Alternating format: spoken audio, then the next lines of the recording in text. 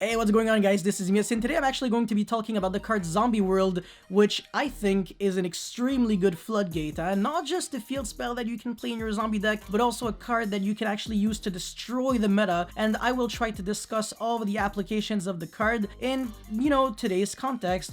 Can you actually play this in your own deck, and what decks can actually completely lose to this. So before you start, of course, friendly reminder to like and subscribe, because it motivates me a lot to keep making videos like these. Would also be a pretty cool birthday present, because of course I just turned 49 today. But yeah, first thing about Zombie World that I like a lot is that it's that side deck card that you will probably see very often, because it can be searched with Terraforming, with Metaverse, with Set Rotation, with of course Otherworldly Banshee and Foolish Burial, which is the main way to access this card. Zombie, Uni Zombie actually gets the Foolish discard, and as long as your deck, like I said, doesn't lose to it, you should probably consider maybe siding it one day if you're going first, because even if your entire combo gets like hand trap, if you just end your turn on Zombie World, a lot of decks can't actually out this.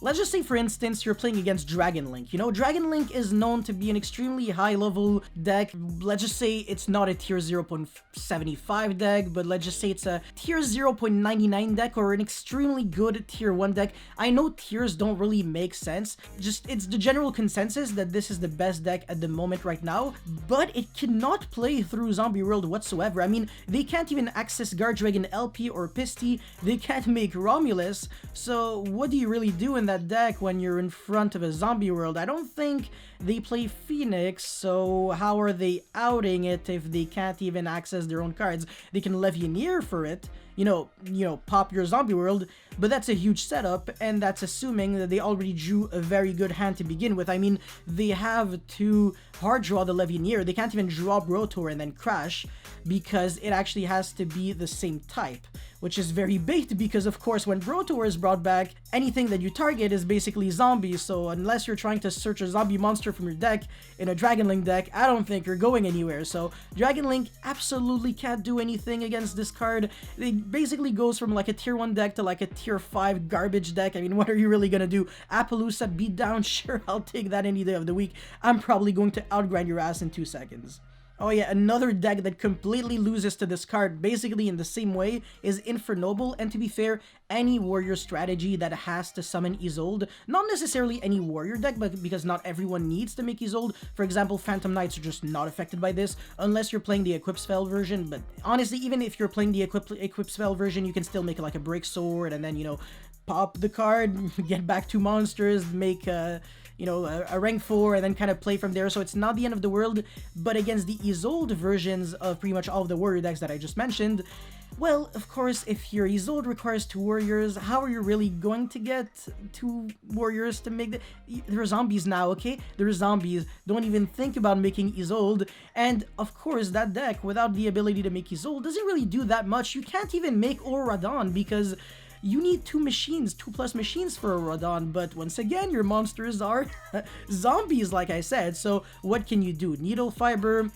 Link Cross, that smells like the ban list. Oh wait, hopefully they do get banned, because of course when you take away these cards from the Infernoble deck, well, all of a sudden, literally every single card in their extra deck almost completely loses to Zombie World, and they can't even special summon that many monsters from the hand, because you usually have to target or have like a warrior monster on your field, and of course because of Zombie World you don't control a warrior monster. Even if it is actually warrior on the card text, it is zombie while it's on the field or in the graveyard. Now, a deck that you might have not really thought about that actually still loses to this card is actually Monarchs, and the reason for that is because unless you specifically have access to Erebus, which honestly is kind of harder than you think, you really can't tribute summon. That's another one of the hidden effects, kind of, not really hidden effects, but I guess weird effects that Zombie World has. It's that and the DNA surgery kind of esque effect. A bit more broad, because it also includes the graveyard, not just the field, and it's also for both players, also yourself, which means that Mizuki can, you know, revive back any monster from your graveyard, but that's actually a different story. I'm going to talk about the benefits of the card rather than the disadvantages for your opponent later on in this video. But this is actually really interesting against Tribute Summon decks. So there's not just Monarchs, there's also True Draco. Now True Draco can actually pop the zombie world with Diagram destroying a spell or Apocalypse destroying a spell, but there's actually a pretty cool soft log that you can do to ensure that they really can't even get that opportunity. And the best way to do that is actually by either having a Banshee on the field or a Barricade Borg blocker on the field, because Zombie World becomes indestructible by card effect if you control either one of these monsters. And if your Barricade Borg blocker was actually summoned off of IP Masquerena, well, even Barricade Borg blocker cannot be destroyed by card effect. So True Dracos, the one way that they kind of have to get rid of this weird soft lock is either by destroying a monster from their hand with Diagram and then reviving back with Return, or normal summon Inspector Border and jump over your monster. But once again, we're talking about very niche scenarios. That's assuming that they get access to their 1 of Diagram. Diagram is only a 2 of in a way, kind of, because there's 1 Diagram, 1 Terraforming, only 1 card of Demise. So if you can't really get a lot of cards to the graveyard in order to draw with Heritage, it might be very difficult for you to eventually access this card. And while True Draco are suffering to beat that zombie world, you're advancing your own game state, and your opponent doesn't even have the ability to tribute summon during your turn, so you do not get interrupted. You know for a fact that they can't use Monarchs Erupt since they can't control a tribute summon monster, obviously. So what do they really have left? I mean, there can only be one, can actually be quite messy for you, but also for them. I mean, it depends in a way. If we're talking about True Draco, not really, but there can only be one is also one of the very interesting things to note with Zombie World. It's actually a card that you can combine with this in order to make sure that your opponent can never have more than 1 monster on the field, because of course, you know, you're only allowed to control 1 monster of each type. As soon as they summon that monster, it is considered a zombie, so, you know, they have to get rid of 1 monster. And if your 1 of monster is something disgusting like a Doom King with 2800 attack that has the ability to negate monster effects and also banish monsters from either player's field or graveyard whenever a monster effect is used, a zombie monster effect, but like I said, literally everything and their mother becomes zombies, so that's no big deal, right? Other examples of decks that actually completely lose to Zombie World would be, I guess, things like Cyber Dragons. They can't use Machine Dupe because they have to target a machine monster. They can't make Cyber Dragon Nova because you need 2 level 5 machines to make Nova, so they have significantly less options. Also, decks like Salamandrate, they cannot make Valinx, which is pretty much the main, not really, I don't want to say it's a starter necessarily, but it's how you get your stuff in the grave to start summoning all of your monsters. So it is actually a huge problem for them, and I want to say not just Salamandrate, but most Cybers decks in general, probably every single one of them now that I think of it. Cybers, just Code Talker or something.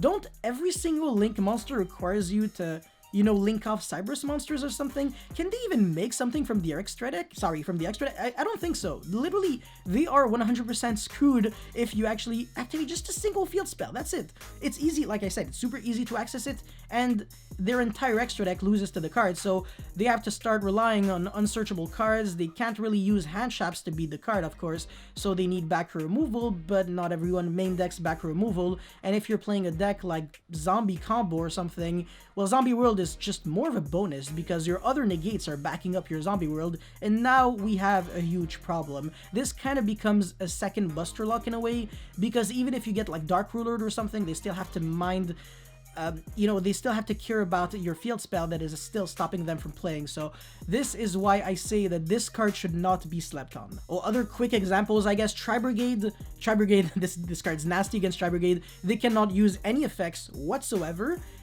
Like literally, because they have to banish Beast, Beast Warrior, Winged Beast from their graveyard in order to summon that, you know, blah blah blah blah blah Link monster from the extra deck. So forget it. The Tri-Brigades actually have 0 chances of doing anything against this. Raid Raptors cannot make Wystrix, which I also think is actually gigantic. There is, I mean, Thunder Dragon Colossus, if it ever becomes unbanned, hopefully not, man, as long as we have Nemesis Corridor. And to be fair, even without Nemesis Corridor, I hate Super Bolt. I just think it's like a really cancer card, stopping your opponent from searching and being indestructible by everything in the alphabet. No thanks. I say no. You're not allowed to stop me from searching without my consent. Like I said, that's the best answer to everything, honestly. And last but definitely not least, or I guess kind of least because, you know, it's Pendulums. No, I'm just kidding. Pendulums is still a pretty good deck, but I guess against Pendulums, it's decent because they cannot make Crowley, they cannot make Celine, and they cannot use Magician's Restage in order to revive back, I believe, a level 3 or lower spellcaster from the graveyard. So that is just a couple less options at their disposal, which means that they break a bit more often. That might be bad for them, but at the same time, if they draw very well, it might not matter. They can still pop it with Big Daddy and Endymion, so, you know, whatever. And moving on into the second portion of this video, I'm actually going to be discussing cards that actually benefit you the player who's actually playing Zombie World, potentially in your zombie strategy or maybe something else, in order to actually kind of screw over your opponent even more. So first of all, there's actually Rivalry of Warlords. That's actually a very known combo. You can only control one type of monsters. I don't think you're playing zombie cards in your dragon deck or warrior deck or something. So if you're under the combination of Rivalry and Zombie World, more often than not, you're just losing the game. Pretty much just scoop it there, because honestly, what are you, even if you draw like a card like Cyclone or MST, what are you really using it on? I mean, if you get rid of Zombie World, there's still a Rivalry on the field, or if you get rid of Rivalry, there's still a Zombie World on the field. You get what I'm saying. And of course, when you have a Banshee in the graveyard, even if they get rid of your Zombie World on their turn, you can just activate another one as if, you know, nothing ever happened, no stress. Super Poly actually also becomes absolutely disgusting because you can start using just any monsters on the field in order to make, I think the name is Drago Necro Nether Soul Dragon, I'm not 100% sure. I played this in my zombie deck because I did main deck 3 Super Poly. I think the card's insane, by the way. Right now a bit less because people are, 1, hand looping you, and 2, buster locking you, 2 things that should just not exist. And I feel like as soon as these two cards will die, which will happen, by the way, just trust me, they will die. It's just a matter of time. Probably next ban list or maybe next one, I don't know. But as soon as they die, Super Poly will definitely gain a significant amount of popularity. Combo decks might start dying a bit because if you hand trap them to death, it's not like they could still at least make Buster Lock and stop you from playing the game. So at least combo boards will be able to be broken as in I can break you, not as in oh my god broken. Well, they might still be broken, but you know, you can broke them. You can break them. You understand what I'm trying to say.